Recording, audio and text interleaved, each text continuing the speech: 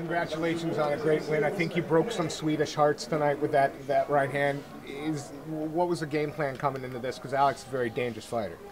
Come in here and, get settled in and, look for that shot, but set it up more. We've been working on a lot of stuff in the gym, and, I have a lot of other tools besides my right hand, but that's the money maker, and we go to that. So, I honestly thought I'd catch him by the end of the first or the beginning of the second, and I was getting a good read on him.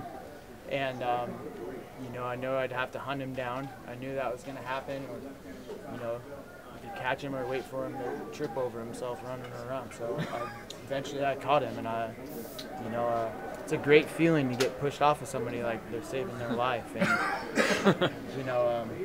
I'm just soaking it up. Afterwards, I could get my wits about it, but I was looking up at where I was. I didn't really look at it till after the fight, and this is insane. This place is awesome. There's been some big knockouts, but that could be the biggest of all. Are you already thinking about perhaps some bonus money? Oh, that's always nice, yeah. But I switched my ticket so I get to stay here and see the city and stuff. And people always ask me, like, they say it's a bad thing that I get flown all over the world to fight, and I love it. I've been to Brazil and Tokyo, and now I come here. This place is awesome, and the UFC sent me here to knock somebody out, and I feel like I did my job. Max Holloway put Akira to sleep with punches in his last strikes. You put him to sleep with a punch tonight. Do you think it's wise for him to continue? What would your advice be to him? Yeah, that's tough. Those are all high-level guys, and I consider myself high-level. So, all those other ones, I think he came out to spar and I came out to knock somebody out, and that's why that happened.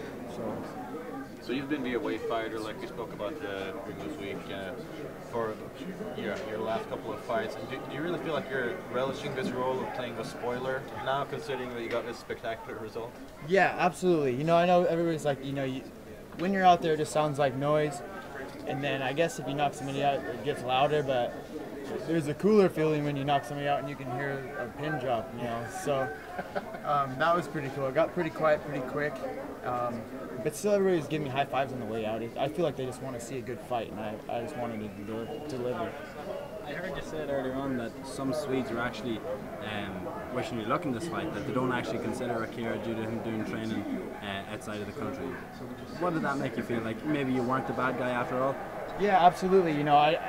There was a lot of, they didn't like how he represented himself on the show, and I didn't know this, but I get a lot of tweets and all this interaction that, yeah, KO, I'm from Sweden, I want to see him knocked out. I'll try to oblige, buddy. So, like we said, this is a very big victory for you, and it was the first fight on the main card. It puts you in a very good position. What do you think's next for you? Is there an ideal opponent? I don't know, not very ideal. I know it's like everybody says, whoever the boss says.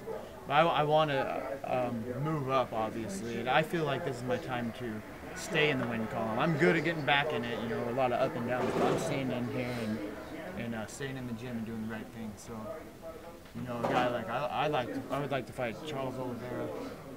I like that matchup, and nothing against the dude, but I got to start saying something because I've just been the blue-collar fighter that shuts his mouth and does his job, and nobody does anything about that. So it seems to me that right now with the expansion of the UFC, it's the quiet man that's going to be overlooked. I think you've just qualified. But is that the case? Do you feel that people have to, without being arrogant, have to speak up and say, this is what I want, for fear that somebody else will?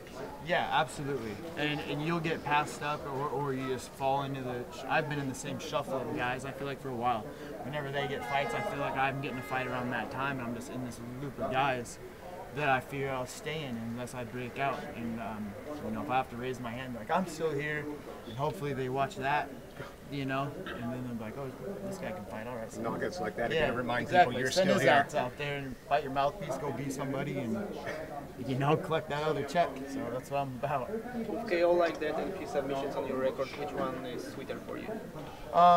Just any, there's always something awesome about a knockout, but just whatever, as long as it's inside the 15 minutes. I don't got anything on my face, and I feel great, and I feel like I can go home and train. I actually feel like I want to. After a loss, you kind of walk around and kick yourself and go back to the drawing board. pull yourself up. Now I just feel like, man, I want to keep fighting. I wish there was a fight tomorrow. I'd do it too. So you mentioned Charles Oliveira. He's obviously a high-ranked fighter. Aside from his ranking and his position in the division, what interests you about that fight and about him as an opponent? Just his style, you know, nothing personal. I just feel like that's who I had to pick out of the top group of freaks. This whole division's a bunch of killers, and you know, the way him and Jeremy fought, I think we kind of caught Jeremy on an off day, but you know, Oliveira capitalized on that, and I feel like that's something that you wouldn't get away with me. This win or lose, your performances have been getting better and better in the cage. And where do you see the next evolution in your skill set? How good can you become? You know, there's no level to that, I feel like, because I've always been tough and talented, but now when I got in there, I was really calm. I've been here before. I feel like I made the move from to a veteran finally. This is my 8th fight in the UFC. And all the other ones I felt all this pressure, and this time I do feel that pressure, but I kind of dump it on him. And like, no, I did enough, and just know this is what it has to be. I have to win, and it sounds like a lot of pressure, but it's way better than being like, you know, just going out there like a spaz. You know? So yeah, just keep on doing what I'm doing. I'm doing the right things. It was second loss for Sweden today, and they were very vocal about the result first time. But did you notice how you made them so quiet after this game? Oh yeah, that's the best part, man. It's a good feeling to silence a stadium of 30,000 people. So you know, and I'm staying to enjoy this place and see everybody, but. There's something about that. It's a great feeling. So.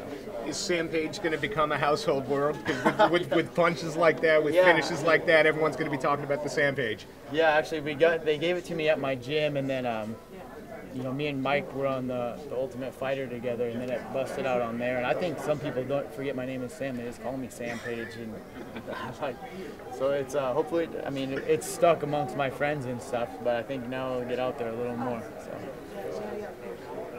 Thank you so much. An awesome performance, man. That was